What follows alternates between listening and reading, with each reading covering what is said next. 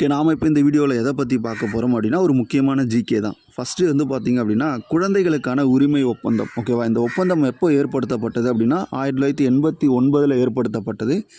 எந்த அமைப்பு ஏற்படுத்தியது அப்படின்னா ஐநா சபை தான் இந்த குழந்தைகளுக்கான உரிமை ஒப்பந்தம் அப்படின்றத ஏற்படுத்தியது. ஓகேவா, இந்த ஒப்பந்தத்தினுடைய முக்கிய நோக்கம் வந்து பார்த்திங்க அப்படின்னா குழந்தைகளுடைய நலனை பாதுகாத்தல் அப்படின்றதான் இந்த குழந்தைகளுக்கான உரிமை ஒப்பந்தம் 1989 முக்கிய நோக்கம்.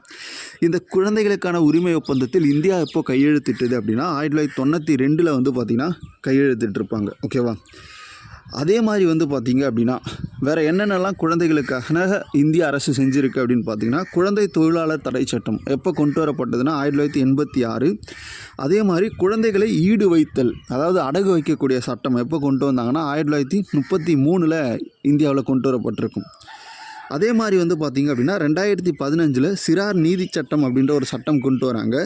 இந்த சட்டம் வந்து பார்த்திங்க அப்படின்னா யார் சிறுவர் சிறுமியர் அப்படின்றத வரையறுக்குது. 18 வயதுக்குட்பட்டவர்களை சிறுவர் சிறுமியர் அப்படின்ற வரையறுக்கக்கூடிய சட்டம் எது அப்படின்னா 2015 சிறார் நீதி சட்டம். ஓகேவா, இன்னொன்று யூனிசெஃபோடைய ரிப்போர்ட் ஒன்று வந்து பார்த்திங்கன்னா வெளியாக இருக்குது. அதில் வந்து பார்த்திங்க அப்படின்னா உலகளவில் இந்தியாவில் வந்து பார்த்திங்கன்னா 14 வயதுக்குட்பட்ட குழந்தை தொழிலாளர்கள் அதிகமுள்ள நாடாக வந்து பார்த்திங்கன்னா பதிவாயிருக்கு.